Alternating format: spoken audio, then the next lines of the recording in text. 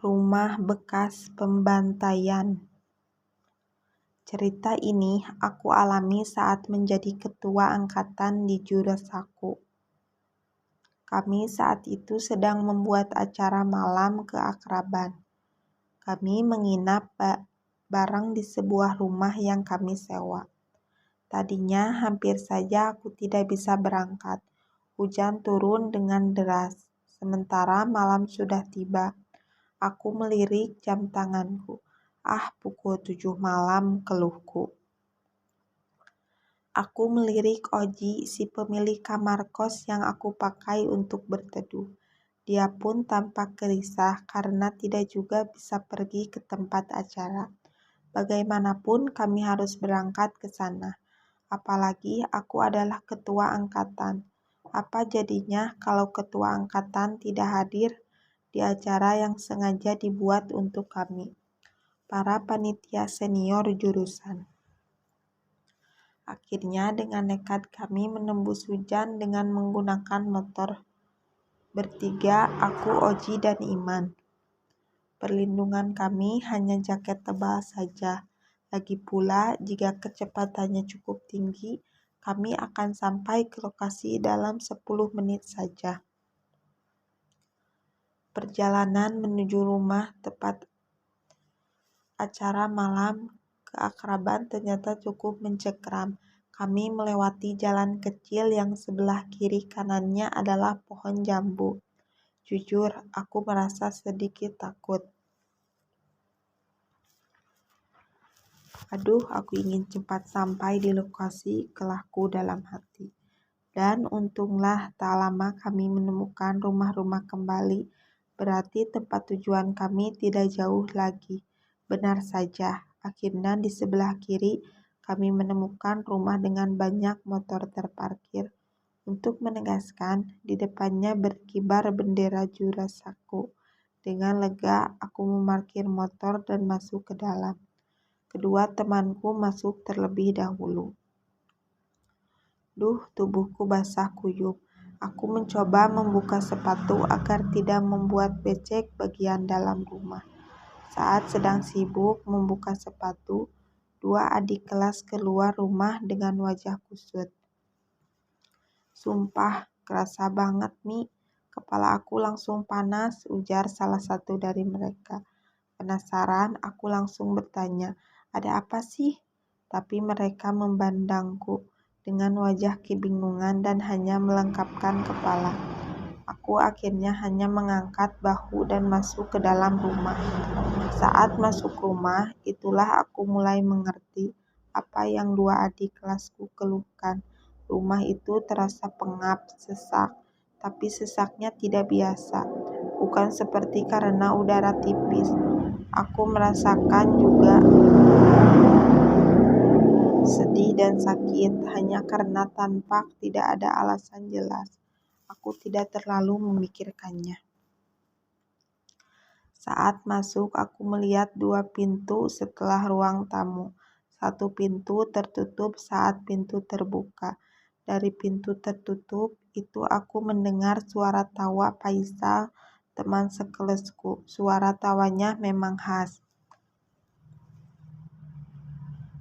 Aku lalu mendaki pintu itu dan mengetuknya. Tok, tok, tok.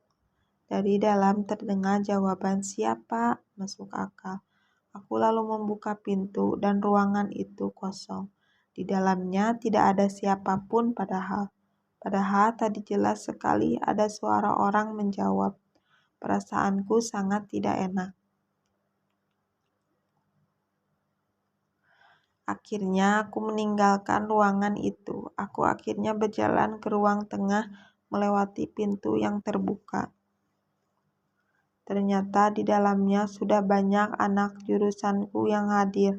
Rupanya acara juga sudah dimulai karena mereka sedang menonton penampilan akustik. Aku segera menyalami sebagian orang-orang di sana dan meminta maaf karena datang terlambat. Saat itu aku menyadari Faisal tidak ada. Karena penasaran aku bertanya kepada Herman. Kayaknya sih Faisal gak akan datang. Dia tadi telepon katanya kejebak hujan, jawab Herman santai. Tapi itu cukup membuatku terkejut. Hah? Faisal tidak datang karena terjebak hujan. Jadi tadi suara tawa siapa yang kudengar dari dalam ruang kosong itu? Aku bertanya cemas dalam hati. Ah, sudahlah, mungkin tadi aku salah dengar, hiburku pada diri sendiri.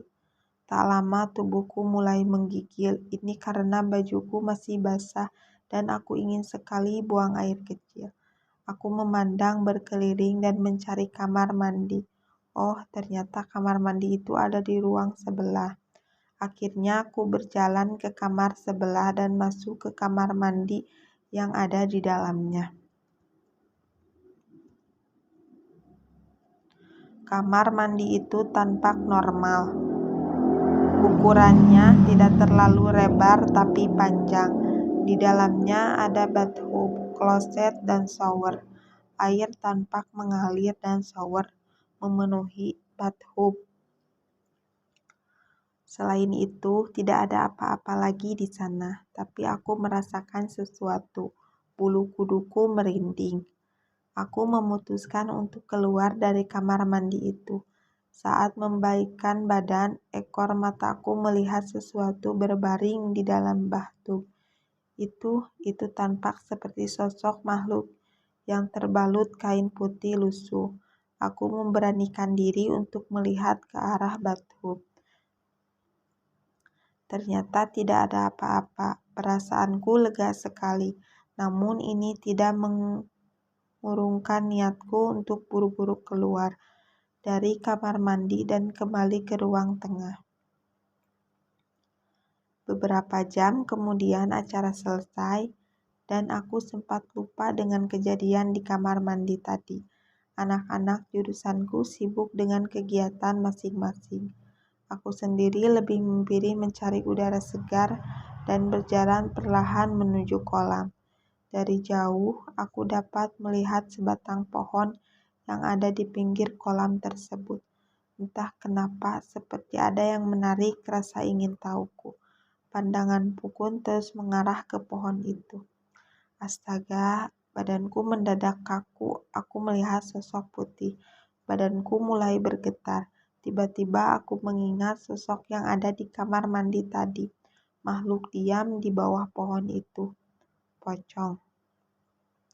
Dengan gemeteran dan sisa tenaga, aku kembali ke ruang tengah dan mengambil posisi tidur melingkup di antara teman-teman yang sudah tidur terlebih dahulu. Besok paginya, aku menceritakan semua kepada temanku. Lalu Haris menceritakan semuanya. Ternyata seluruh anggota keluarga penghuni rumah ini tewas dibantai oleh perampok beberapa tahun yang lalu.